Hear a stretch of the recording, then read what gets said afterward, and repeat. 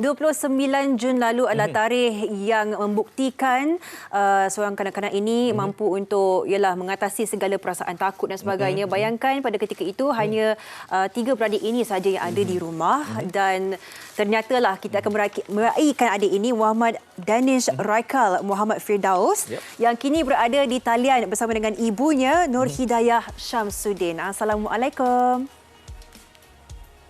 Mak mana kedua-duanya? Hai. Assalamualaikum. Selamat pagi. Boleh unmute tak? Tak dengar lah suara. Dah dengar suara dah. Okey, di Keluang Johor. Apa khabar adik Danish? Sihat pagi ni? Tak sekolah ke? Ibu kena tekan unmute, ibu. Tadi macam dengar suara dia. Cuba cakap lagi, cakap panjang sikit. Cuba cakap lagi? Alah, mute. Masih mute lah, Puan. Oh, iya ke? Okey. Okey, tak apa. Dengar. Okey. Oh, dengar. Puan dengar suara kami, Dengar. Okey, alhamdulillah. Baik, Puan, mungkin mulakan ceritalah sedikit macam mana baru saja menerima peringat Hang Tuah ini, perasaan sebagai seorang ibu kepada adik kita yang cukup berani, Danish Raikal. Silakan ibu. Jadi tuan kita sambung ke ni, kalau sambung-sambung tu bukan scam. Itu bukan suara dia bukan kita dubbing suara. Okey, tak apa, kita mengalami sedikit gangguan teknikal kat situ. Tapi seperti mana yang kita dok cakap tentang Hang Tuah ini yang diberikan daripada isteri Perdana Menteri kita, Dato' Seri Dr. Wan Azizah Wan Ismail baru-baru ini. Kita dapat lihat waktu ketika itu kalau kita lah kan, apa yang langkah yang harus kita buat. Kalau misal kata saya, contohlah saya letakkan diri saya macam berfikir nak selamatkan adik-adik ke nak selamat diri kita sendiri. Mungkin ada di antara adik-adik kita ni yang berumur macam tu, dia lari dululah. Kan? Tapi adik Danish kita ni macam mana kan dia boleh nak tolong adik-adik dia tu. Dia utamakan keselamatan adik-adik ni juga. Baik, terus kepada Puan Nur Hidayah. Macam mana perasaannya bila melihat anak Puan sendiri naik ke pentas menerima peringat Hang Tuah ni? Perasaan sebagai seorang ibu tu bagaimana? Bangga dan gembira lah. Okey, bangga dan gembira. Bangga dan gembira, baik.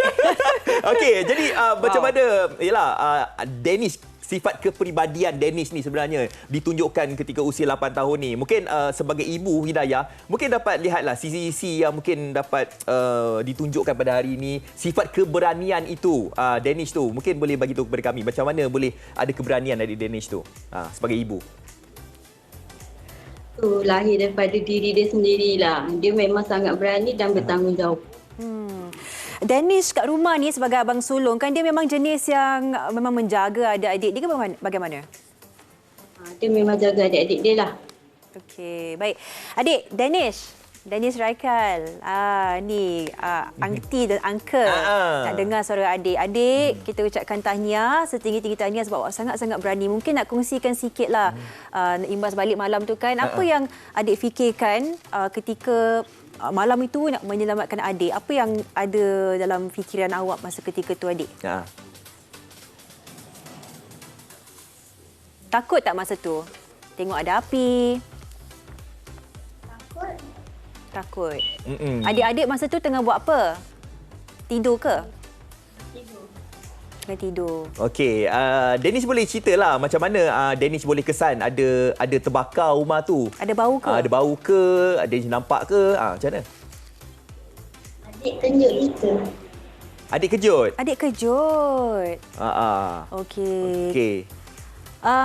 Puan, melihat dia kepribadian Danish ni kan, apa yang Puan sentiasa ajar kepada adik Danish ni? Sebab Puan difahamkan bekerja kan dengan suaminya, bekerja dan sebagainya. Macam mana nak ajar adik Danish ni untuk bertanggungjawab, menjaga adik-adik dia? Macam mana, Puan? Masa saya kat rumah pun, saya banyak menyuruh dia lah jaga adik-adik dia. Dia. Okey. Dekat adik-adik. Okey. Okey, jadi mungkin Puan boleh kongsikanlah sebab ini sebenarnya salah satu daripada inspirasi kepada penonton-penonton yang mungkin ada anak-anak usia seperti Danish kita ni kan. Jadi mungkin dia sebagai galakan untuk ada yang orang lain ni mengikuti seperti mana yang Danish katakan tadi kan. Apa mungkin nasihat yang mungkin Puan boleh kongsikan kepada kami sebagai penonton kita pada hari ini, Puan? Sentiasa terapkan diri dekat anak-anak lah. Terapkan apa tu? sayang menyayangi antara adik-beradik. Okey. Tolong lain. Baik, sikap bertanggungjawab itu kita sebagai ibu bapa pun memang kena menerapkanlah. Kita ucap apa pun tanya kepada adik Danish, semoga cekal berani sampai ke dewasa nanti awak patut berbangga nak dengan jadi diri apa? awak. Tanya Danish, nak jadi apa dah besar nanti? Jadi apa ni? Cita-cita. Polis ke, bomber ke? Jadi apa? Jadi doktor. Oh, Jadi doktor. Selamatkan nyawa juga tu. Hebat adik. Okey. Amin, insyaAllah. Terima kasih kita ucapkan kedua-duanya. Adik Muhammad Danish Raika, Muhammad Firdaus dan juga ibunya Puan Nur Hidayah Syamsuddin. Okey, terima kasih kedua-duanya. Baik, itulah dia kan. Walaupun sepatah dua kata. Tapi kita nampak kegembiraan, kebanggaan sama ibu tu kan. Yelah, kadang-kadang kita, anak-anak kita sekarang ni macam saya 3 tahun, macam anak Sofia pun lebih kurang kan juga kan, 5 tahun dan sebagainya kan. Jadi kita nak terapkan jugalah kan nilai-nilai macam tu supaya, tapi sebenarnya benda kebakaran tu satu peristiwa besar tau. Betul. Kalau kita nak terapkan dekat anak kita yang usia macam tu, takut mereka tidak faham dan sebagainya. Tapi apa yang boleh kita cakap kat sini, kalau berlakunya apa-apa, jagalah adik-adik kita, jagalah orang di sekeliling kita. Tapi kita kena nasihatkan juga diri sendiri itu pun harus dijaga juga. Betul. Dan kita ucapkan terima kasih juga dalam situasi itu di mana jiran yang membantu ketiga-tiga adik-beradik ini. Jadi syukur alhamdulillah ada jiran yang baik yang yang cakna dengan keadaan situasi. Yang kita sebagai hidup berjiran ni mungkin sedikit sebanyak boleh belajar daripada situasi ini. Tapi apa yang boleh saya lihat kat sini juga, peranan ibu bapa tu penting juga. Kalau kita lihat ada anak-anak kita ni yang usia contoh macam kecil-kecil lagi ni, kalau boleh tu kita jangan tinggalkan bersendirian kan. Kita takut ada berlakunya peristiwa-peristiwa macam tu. Bayangkan kalau anda kata rumah itu berkunci kan? Kebakaran berlaku.